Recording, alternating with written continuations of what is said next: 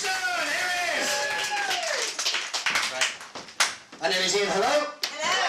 Hello. Hello. Yeah, it's hot though, isn't it? Isn't it hot? Can we confirm it's hot? Is it cold? Oh, it's good it's cold then, because I can't stand heat. I don't like OK or Hello magazine, Lucy. Yeah, sorry. Or I will read Woman's Own now, though. Rush. No, but no, it's been so hot.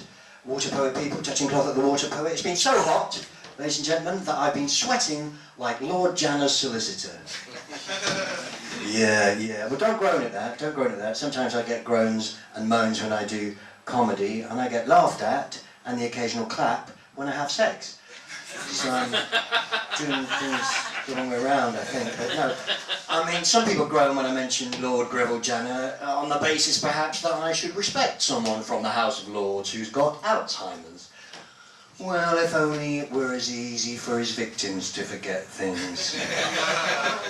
I mean, there's the groan. There it is. I mean, we've got Smith, Savile, Britton, Heath. The list of paedophiles protected by powerful patrons is a long one. I mean, the Queen's birthday honours list is starting to look like the sex offenders register. Yeah, you may laugh. In fact, I prefer if you did. But I mean, Jimmy Savile was a guest at Balmoral 20 times. He had New Year's parties at Chequers with Thatcher 11 times. I mean, if you really want evidence that there's a massive government cover-up, you could look at a documentary from 20 years ago called A Westminster Secret Service. On that programme, you can get it on YouTube, Tim Fortescue, who's dead now, but he was a Tory whip in the 70s, and he said if an MP came to him with a scandal involving debt or small boys, his words, he would arrange a cover-up, so on the basis that the MP would then vote in the future the way he was told. Tim Fortescue called it collecting brownie points, his words. But I mean, why wasn't something done 20 years ago? I mean, do we really have to wait for the victims to die as well as the perpetrators themselves? Do we have to bury the evidence along with the paedophiles? I mean, this is a cover-up as effective as Factor 50 sunblock, isn't it? I mean, really, if you need confirmation, just look at the way it's reported in the papers, or not. I mean, we're distracted by the papers, we the public, aren't we, by the headlines? Government-inspired propaganda, you may say, and you might be correct. I mean, what made headline news recently? Oh yeah, the Royal Baby.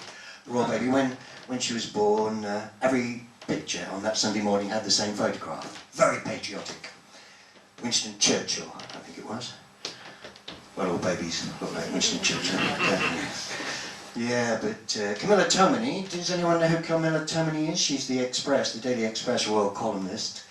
She said on BBC Breakfast TV that, the royal baby will hopefully cheer the nation up after all the doom and gloom of the Nepal earthquake. That's an actual quote. That's a bit inappropriate though, don't you think? I mean, I thought it was at the conception of the child that the earth was supposed to move, not the birth. But yeah, that's Camilla Tominey for you. But what did we have a month later? The christening, of course. Charlotte Elizabeth Diana. Charlotte, of course, first name is a tribute, a nod towards her granddad. But Elizabeth Diana, that's a bit insensitive, isn't it? Naming the child after the two women that Prince Charles most resents. Not, there's that groan again. Not that the royal family need the publicity, you may think. No, ladies and gentlemen, what the royal family need is more money. Yes, the Queen needs £147 million to renovate Buckingham Palace. I think she needs to get a second quote, don't you? Because someone's getting ripped off. And it's you, if you're a taxpayer. Just briefly, the Queen does pay tax, I think now, Frank, but oh no, she doesn't. But Ian Duncan Smith doesn't pay rent or mortgage. He lives in the mansion of his wife's parents. Now, it's easy to dismiss Ian Duncan Smith as a bitter and twisted ex-Conservative Party leader who's now taking all his spite out on the welfare state. But it's important to remember that he's also a twat.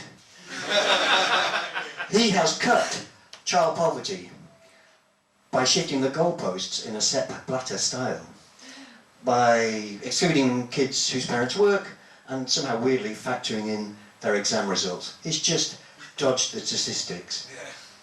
I suppose we should get used to a government covering up the evidence of children who have suffered.